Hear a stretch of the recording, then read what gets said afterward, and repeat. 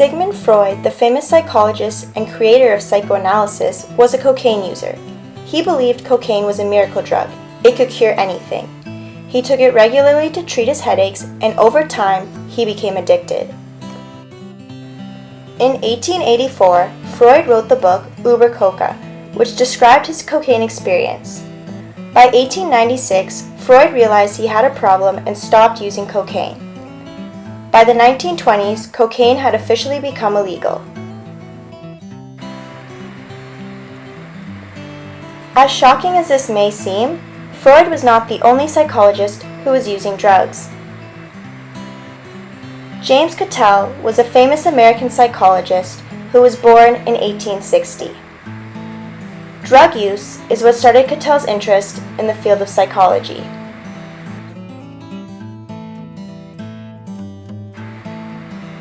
The types of drugs that Cattell used were caffeine, hashish, and morphine.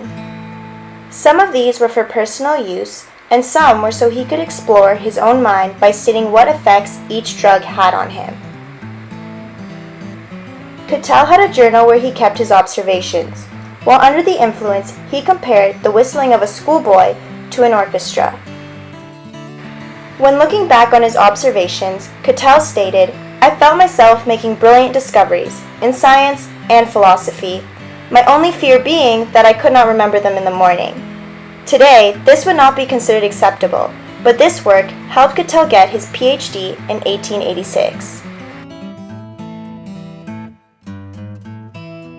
From caffeine use, Cattell observed that caffeine has no real harmful effect on the human body. Interestingly, Coca-Cola heard about Cattell's work with caffeine. At the time, Coca-Cola was facing public scrutiny, and they approached Cattell asking for help to conduct an experiment that would prove caffeine is safe, but Cattell declined. Cattell himself was suffering from depression. He used hashish as a method to reduce his depression. Cattell also used morphine, which is used today as a strong medication for pain relief. In his journal, Cattell wrote down, "I am confused. I keep reading without paying attention, and it takes a long time to write a word." He also felt as if he was more than one person.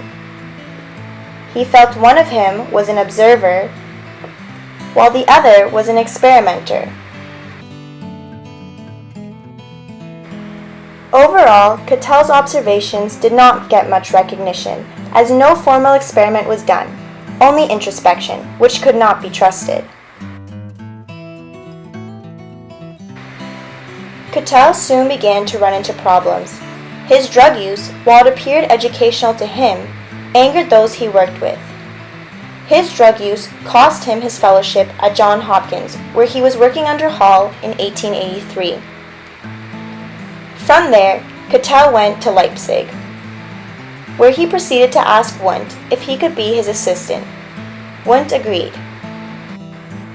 He continued to study the operations of the brain, but was now turning to better experimental methods. These methods would allow his work to get the recognition it deserved.